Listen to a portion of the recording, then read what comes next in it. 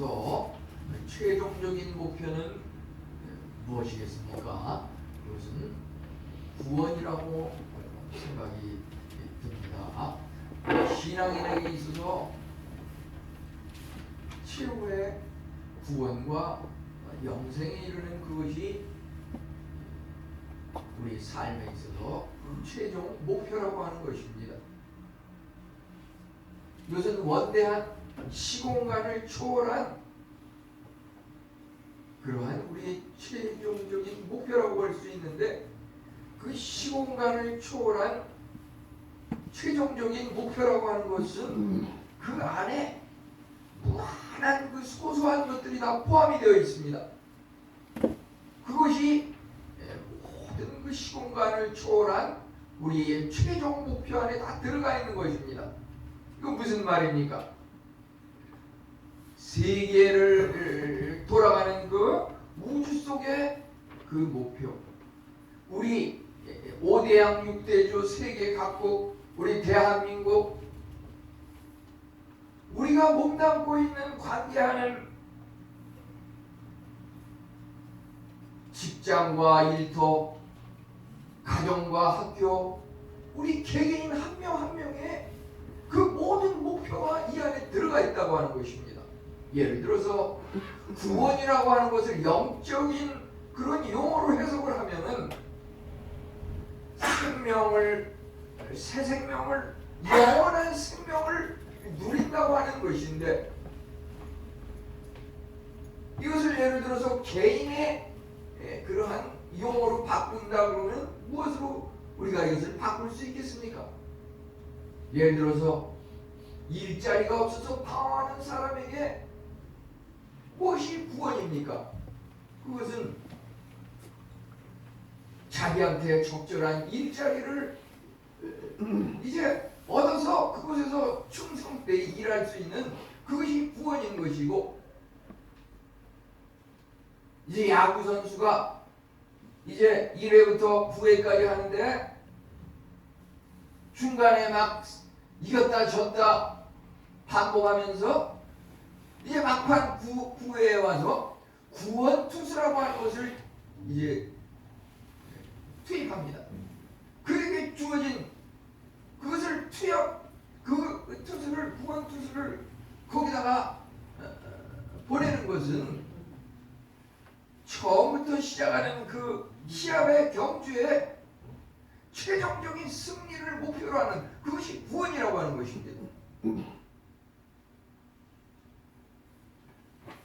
우리가 태어나면 아주 어린 시절부터 유아원, 유치원, 초등학교, 중고등학교 이렇게 올라가는데, 그 왜 초등학교, 왜 어린이집에 갑니까?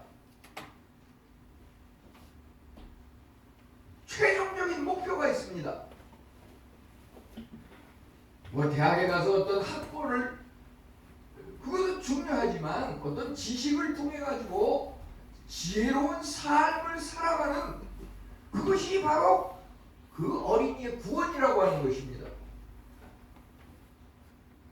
그런데 이러한 구원이 말이죠, 오늘 12절, 13절, 14절 이렇게 나오는데, 이 구원이 시작하는 순간 이미 이루어진 겁니다. 그런데 그 이미 이루어졌지만 아직 완성된 것은 아닙니다. 그렇기 때문에 우리는 삶 가운데 그것을 계속해서 끊임없이 추구해 가야 되는 것입니다.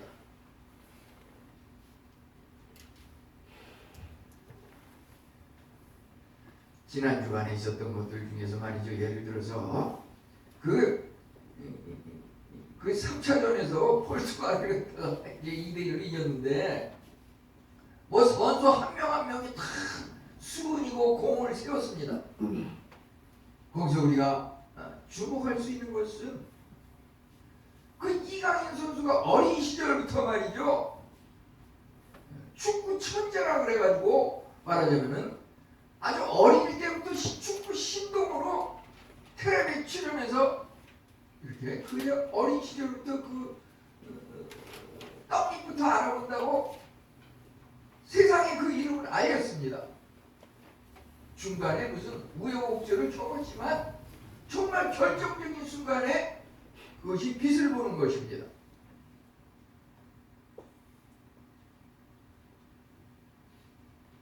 어린 시절에 말이죠. 대충 그냥 살아가는 것.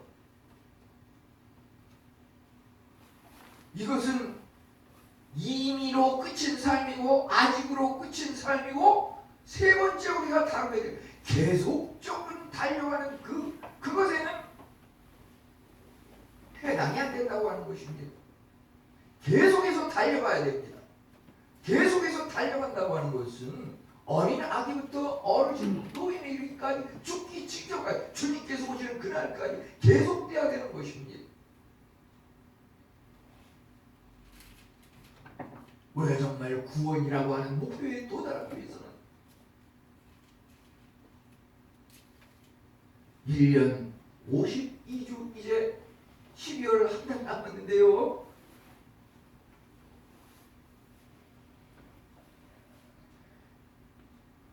주님께서는 그 시간을 따로 시간을 갖다가 그 계산하는 데 있어서 1년을 하루같이 1000년을 하루같이 이렇게 계산하는 그 계산법이 말이죠. 우리 인간의 계산법이랑 달라요. 우리는 그저 52주 한두 번 빠져도 그냥 나 주일 성수 잘하는 성실한 성도야 이렇게 생각할지 모르지만 주님의 계산법은 달라요.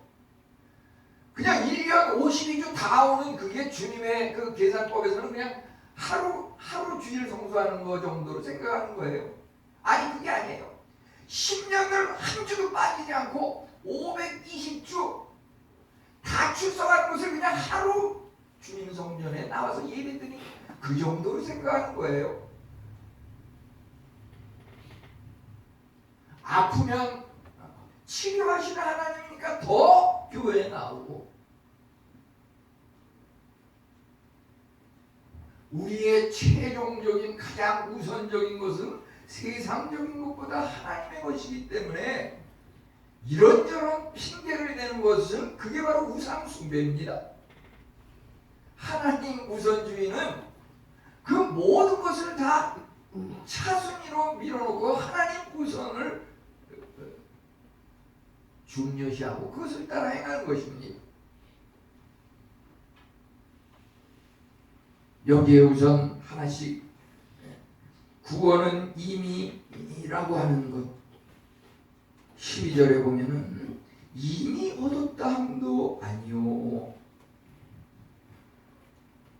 구원이라고 하는 것에 있어서 그 출발은 회심이라는 말로 풀어서 해석할 수 있습니다. 회심이라고 하는 것은 회개라고 하는 것인데 그것은 쉽게 이야기하면 우리 인생의 방향이 세상을 향하던 그 발걸음의 방향에서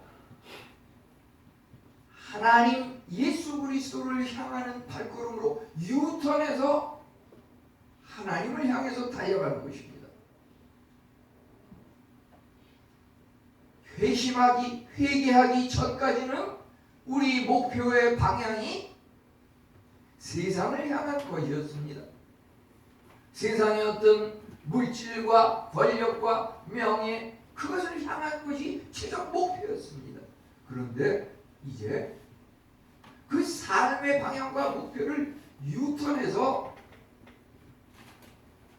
하나님을 향한다고 하는 것은 과거의 그 잘못을 다 멈추고 이제 우리의 삶의 방향과 목표가 전혀 바뀌었다고 하는 것입니다.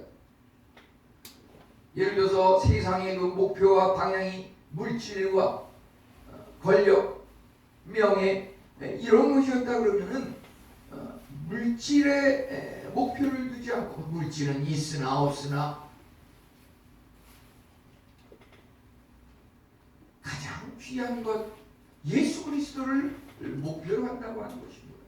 명예와 권력, 세상 사람들로부터 침뱉음을 당하고 손가락질을 당하고 오해와 불신을 얻는다 할지라도 하나님께서 인정하시는 그런 방향으로 나가는 것이 바로 우리 인생의 방향의 최종 목표, 그것이라고 하는 것입니다.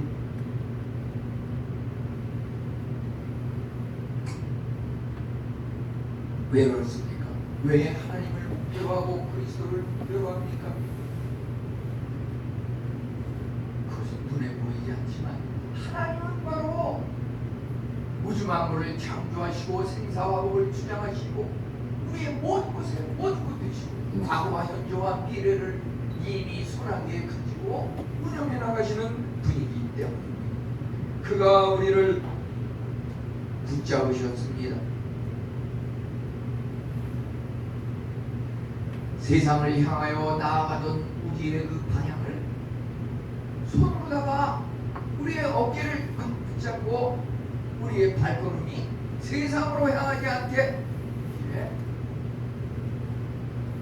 하나님과 그리스도를 향하도록 이렇게 방향 전환을 시키셨습니다.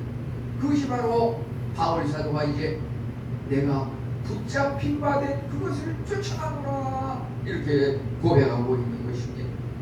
그러면 과연 내가 하나님께 붙잡힌 바 된 사람인가? 그런데 말이죠, 우리가 교회 출석해서 이 자리에 나와 예배드리는 그 자체가 하나님께서 우리를 붙잡으신 것이고 우리는 이미 하나님으로부터 은혜를 받은 사람이라는 것을 믿으시기 바랍니다. 성경 말씀에 분명히 나와 있습니다. 요한복음 6장 44절은 아버지께서 이끌지 않으면 아무도 내게로 올 수 없다고 하셨습니다.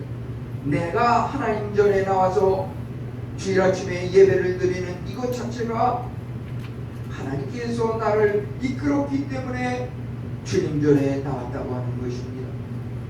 하나님께서 우리를 붙잡아서 세상으로 향하던 목표와 방향을 하나님께 향하도록 하신 것은 이제 그리스도를 알게 하고 그 부활의 권능을 알게 하고 고난에 참여하게 하기 위함인 것입니다.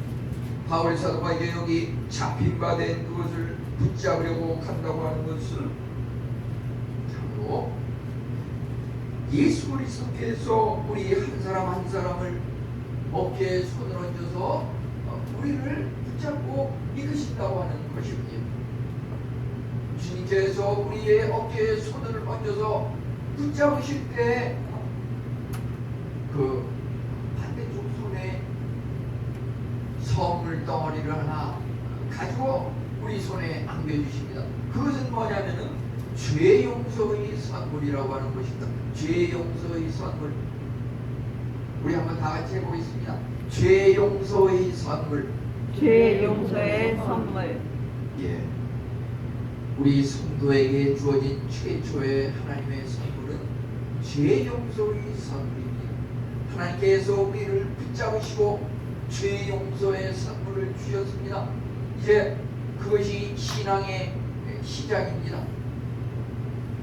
주님께서 우리를 붙잡으실 때는 끝까지 우리를 붙잡고 놓지 않으십니다. 우리는 이제 끊임없이 계속해서 내가 하나님으로부터 예수 그리스도의 십자가 보혈로 용서함 받았다는 것을 깨닫고 나 또한 내 이웃을 용서하는 그런 삶의 길로 들어설 수가 있다고 하는 것입니다. 우리는 날마다 말씀을 통해서 예수님을 알게 되고 이제 부활하신 예수님의 생명이 우리 안에 들어와 우리 마음과 생각을 주장하시고 그리스도의 능력이 우리 안에 임함으로 말미암아 우리 삶 가운데 부활의 능력이 임한다고 하는 것입니다. 우리 예수 그리스도를 믿는 사람들은 내가 산 것이 아니라 내 안에 그리스도께서 사심으로 우리의 삶은 늘 부활의 삶을 산다고 하는 것입니다. 한번 쓰러져서 그냥 꼬꾸라지고 일어나지 못하는 그런 삶이 아닙니다. 우리는 참으로 부활의 그리스도가 우리 안에 들어온다고 하는 것은 우리가 그 어떠한 상황 속에서도 절망하거나 굴복하지 않고 다시 일어선다고 하는 것입니다. 그러기에 우리의 최고의 목표는 예수 그리스도를 아는 것. 바울 사도는 고백하기를 그리스도 예수를 아는 지식이 가장 고상한 것이라고 하였습니다. 이제 빌립보 3장 8절 9절에 보면은 그리스도를 위하여 모든 것을 잃어버리고 배설물로 여기고 그리스도로 없고 그 안에서 발견되려 하리니. 모든 것을 잃어버리고 배설물로 여긴다고 했습니다. 배설물이 뭡니까? 배설물이라고 합니다. 세상 모든 것을 다 배설물로 여긴다고 했습니다. 우리가 집에서 이 쓰레기 봉투라고 하는 곳에다가 쓰레기를 담아가지고서 이제 버리는데 그 쓰레기 쓸모가 없어서 버리는 것, 그 쓰레기가 배설물입니다. 세상 모든 것을 다 쓰레기처럼 버린 것으로 아무 가치가 없는 것으로 이렇게 여겼다고 하는 것입니다. 쓰레기라고 해석할 수도 있고 우리 개인의 몸에서 또 배출되는 이 대변, 똥이라고 하는 것, 그것을 또 배설물이라고 생각할 수 있겠습니다. 우리 참으로 그 찌꺼기 세상 모든 것을 그렇게 무가치한 것으로 여겼다고 하는 것입니다.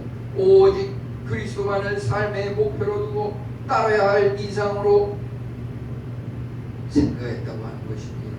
그런데 그 바울 사도가 참으로 그의 인생을 통해서 얼마만큼 고난과 핍박을 견디고 승리하면서 사도 중에서도 가장 수고하고 많은 권능을 행하였지만은 그는 고백하기를 내는 아무것도 이루지 못했다고 이렇게 고백하고 있는 것은 그의 겸손과 참으로 그의 거룩함, 경건함에 대한 열망을 표현해주고 있는 고백이라고 볼 수가 있겠습니다. 이제 구원이 예수 그리스도의 십자가 보혈을 통해서 과거와 현재와 미래의 죄가 다 용서받았다고 하는 거기에서 예수님을 믿는 우리들은 이미 죄 용서함을 받고 구원을 받았다고 이렇게 그 구원이 아직 완성된 것은 아니라고 하는 것은 무슨 의미입니까? 참으로 하나님의 그 무한하심에 비교해서 우리 인간은 참으로 유한하다고 하는 것입니다. 최초의 그 현대 과학자라고 불리는 아이작 뉴턴이라고 하는 사람, 그가 사과로 머리를 딱 맞아가지고서 머리가 아팠는데 그 사과로 머리를 맞으면서 느낀 것이 있어요. 뭘 느꼈냐면 이 사과가 왜 아래로 향해서 내 머리를 딱 떨어져서 때리나. 이 사과가 아래로 떨어지지 말고 위로 올라가면 안 되나.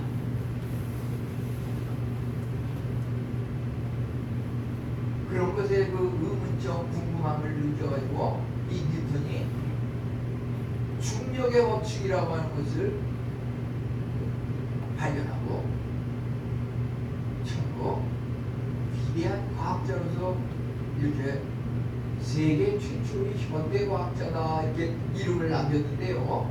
그가 그 여러 가지 과학의 법칙, 관성의 법칙이라든지 만유 인력의 법칙이라든지 무슨 스펙트럼 프리즘 원리라든지 많은 과학적인 그런 공을 세웠는데 그가 많은 과학적인 공을 세우고 나서 그의 행한 그 업적에 대해서 물어봤을 때 그가 한 대답은 무엇이었습니까?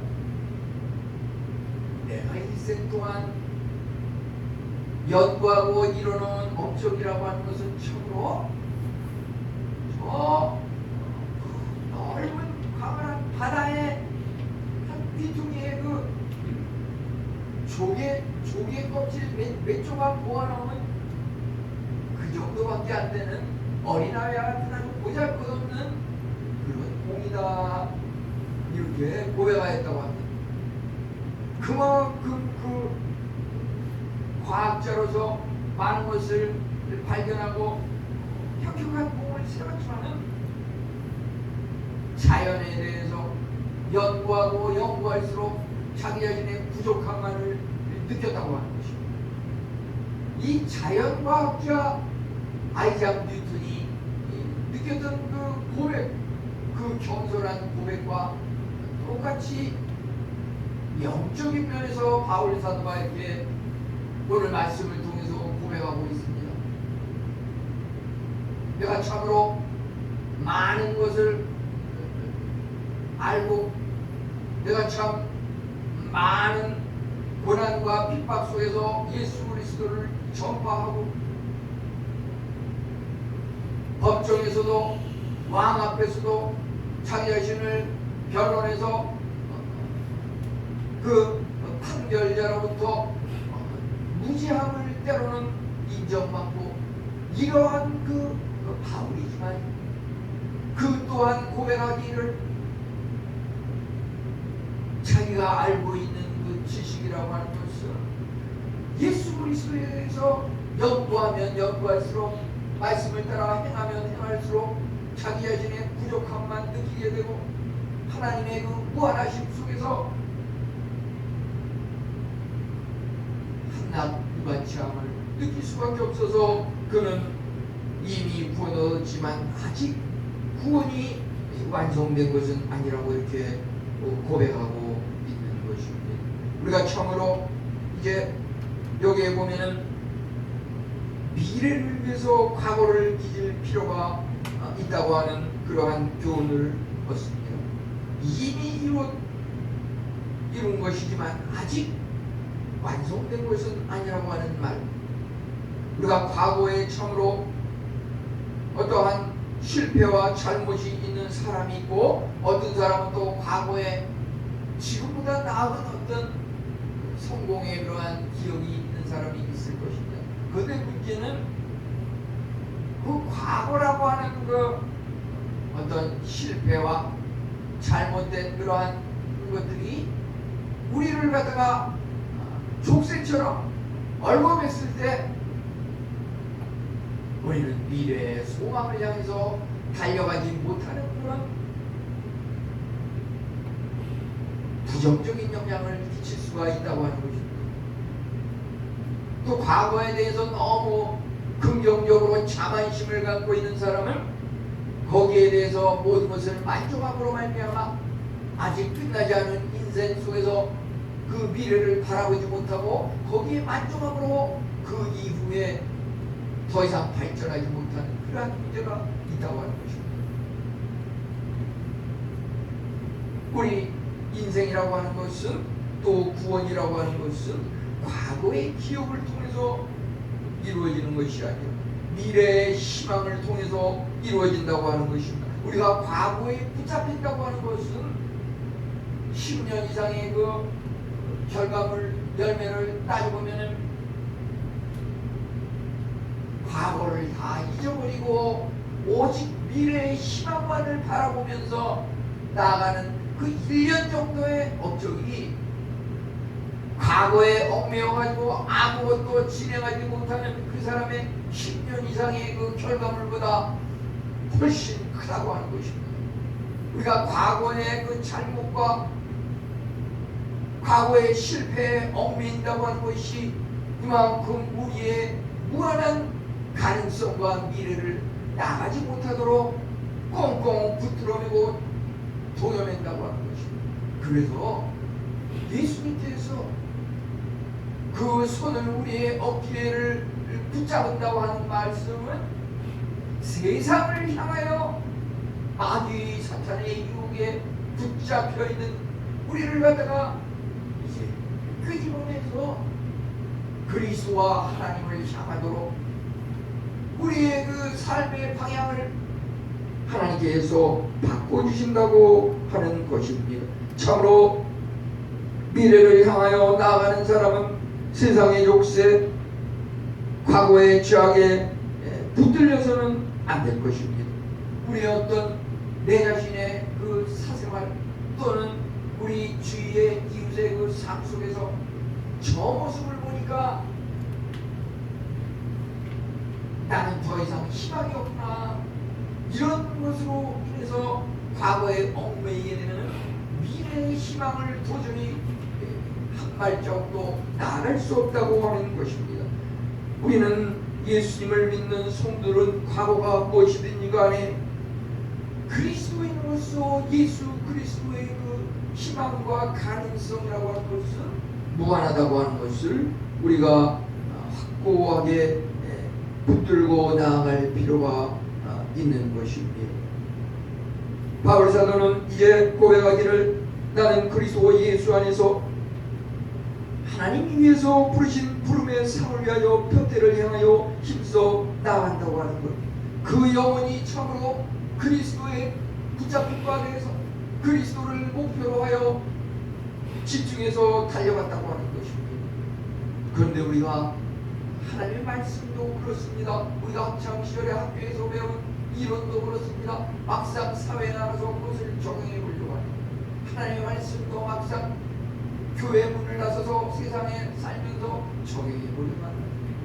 그것이 그 이론대로 되지 않는 것을 너무나도 많이 경험하고 거기에서 주춤하지 않습니까? 그것이 바로 이상과 현실의 그 차이점이라고 하는 것입니다. 그것은 누구에게나 있습니다. 이상과 현실의 차이점이라고 하는 것, 거기서 우리는 그것을 극복하고 물리칠 수 있어야 합니다.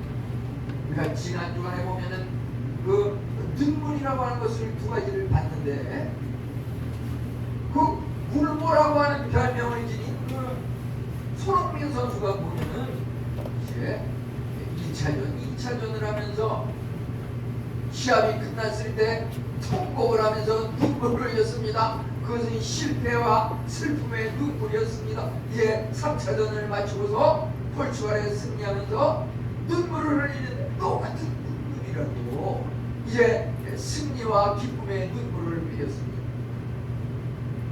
왜 슬픔의 눈물을 흘립니까? 그가 참으로 그 유로 프로리그에서 가장 최근에 최고의 득점 왕이었는데, 도대체 득점 왕으로서 여기에 와가지고서 뭐 골이 하나라도 넣어야 되는데 골이 하나도 못 넣고 그냥 비참하게 지는 그 모습 속에서 자기 자신의 실력이 발휘되지 않는 그 현실의 벽에 부딪혀가지고 실패와 좌절의 그 슬픔의 눈물을 흘렸다. 우리 인생도 똑같습니다. 지금 주어지는 전개되는 내 앞에 그 상황들이 어떻습니까? 뭔가 내 실력이 충분히 발휘되지 않는 것 같고, 왜 이렇게 나에게 주어지는 조건이 나는 보다 더 무한한 가능성이 있는데 나는 왜 이것이 제대로 발휘되지 않고 주어지는 결과는 요것뿐인가? 이제 그가 굴보 손흥민 선수가 승리를 하면서 그 기쁨의 눈물을 흘린 것이,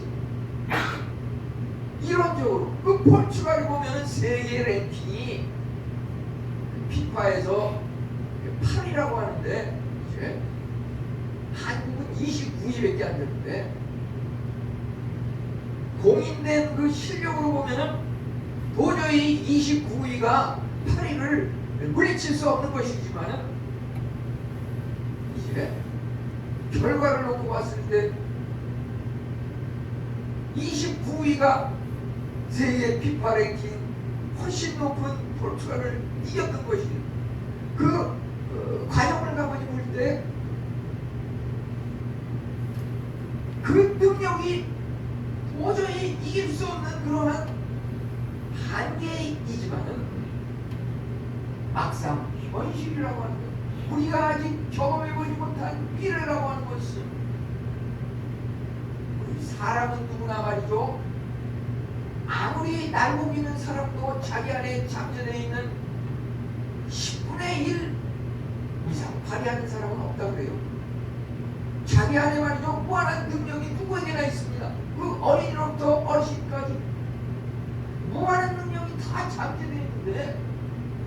자기 안에 가지고 있는 10분의 9는 발휘하지 못하고 그냥 죽는다 그래요. 그게 뭡니까? 이론적으로 생각하면 도저히 이 포르투갈을 이길 수 없지만은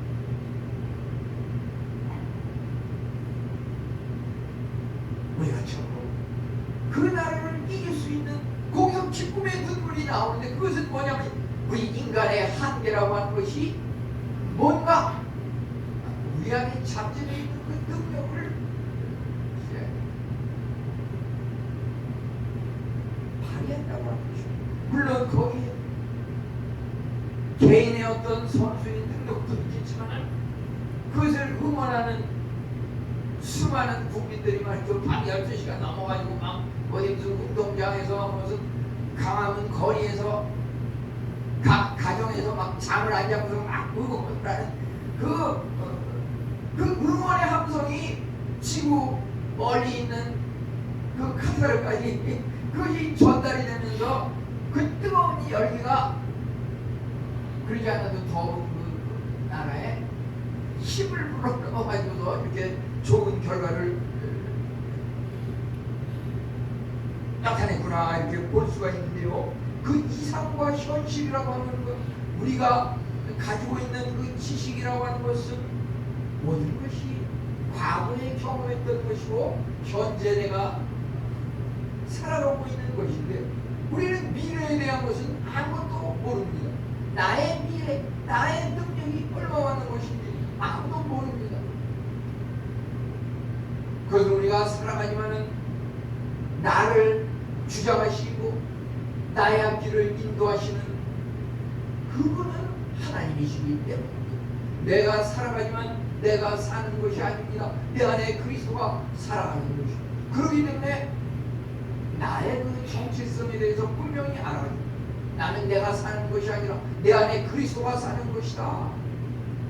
내가 싸우는 것이 아니라 내 안에 그리스도께서 싸우는 것이다.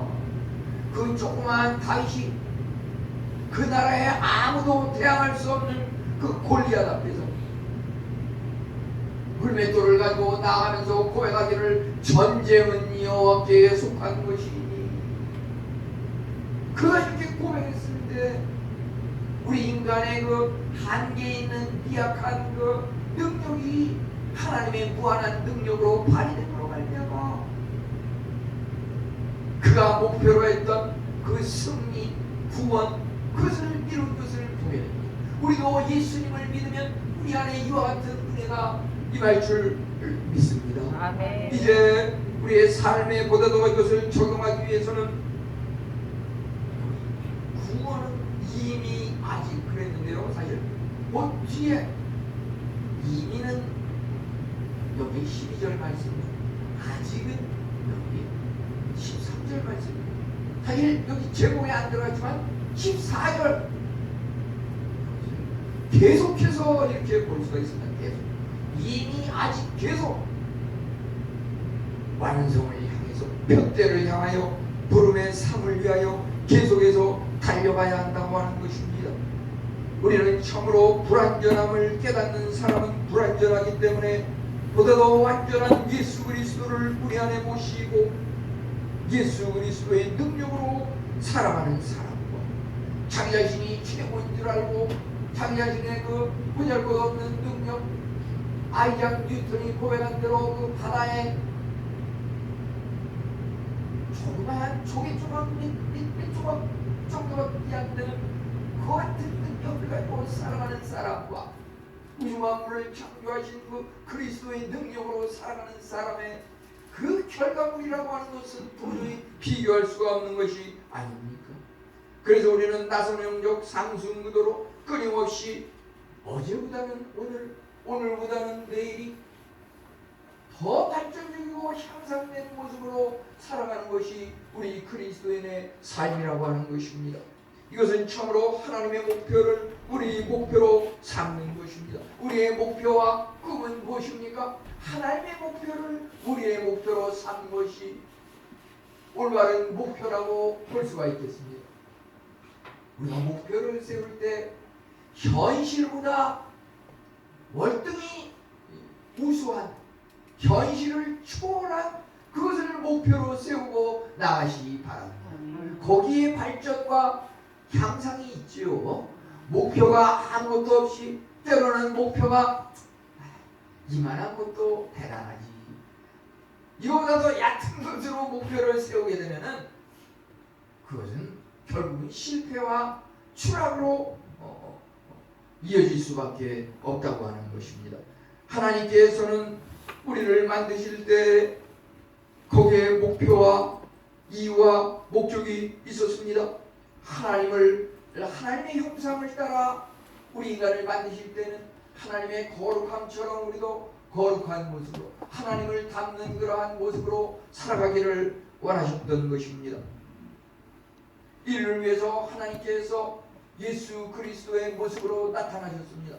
고난을 받으시고 죽으시고 그러지만 죽지 아니하시고 다시 부활하신 그 예수 그리스도의 삶의 모범이 예수님을 믿는 우리의 삶의 여정이 되시기를 축원합니다. 이제 마지막으로 우리의 그 최종적인 목표는 우리가 알 수 없고 이길 수 없지만 하나님이 우리를 통하여 살아가시고 역사하시기 때문에 하나님의 은혜를 통해서 하나님의 능력을 통해서 우리는 승리할 수밖에 없고, 이제 하나님께서 우리를 향하여서 약속의 말씀으로 본문 말씀에 제시하고 계신 것은 위에서 부르신 부름의 상을 위하여 달려가노라.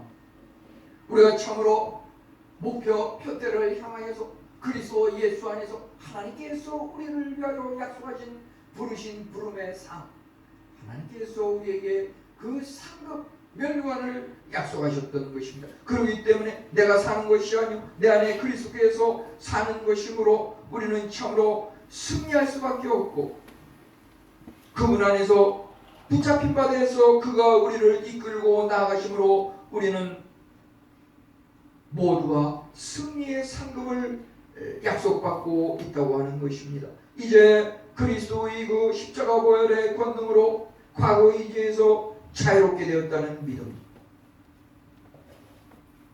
과거의 죄에서 최초의 그 우리에게 주어진 선물이 죄 용서의 선물이라고 했는데요, 그 죄 용서함의 그 선물을 확신하고 살아가는 사람은 과거에 얽매이지 않습니다. 오직 미래를 향하여서, 표대를 향하여 하나님께서 부르신 그 부름의 상급을 향하여 달려갑니다. 과거의 죄에 얽매이지 않습니다. 과거의 죄에 얽매이게 되면 미래를 향하여 발을 디딜 수가 없습니다. 하나님의 상급은 받을 수가 없습니다. 우리가 참으로 구원을, 영생을, 하나님의 부르심의 상급을 얻기 위해서는 과거를 단절시키고 끊어야 합니다. 과거의 죄를 끊어야 합니다. 오직 하나님의 그 부르심의 상급을 향하여서 달려가야 합니다. 구원은 이제 이미 이루어졌습니다. 그러지만 아직 완성된 것은 아닙니다. 그러기에 우리는 그리스도의 완전한 분량에 이르기까지 계속해서 끊임없이 달려나가야 하는 것입니다. 우리는 우리의 힘으로 달려갈 수 없고 우리의 힘으로 승리할 수 없지만 하나님께서 우리와 함께 하시고 우리는 그것을 향하여 달려갈 수 있는 것이고 그것을 얻을 수 있는 것입니다. 우리 성도님들 모두에게 이제 구원은 이미 아직 계속해서 이루어지는 것임을 우리 삶 가운데 실천하며 하나님께 영광 돌리는 우리 성도님들 다 되시기를 축원합니다. 하나님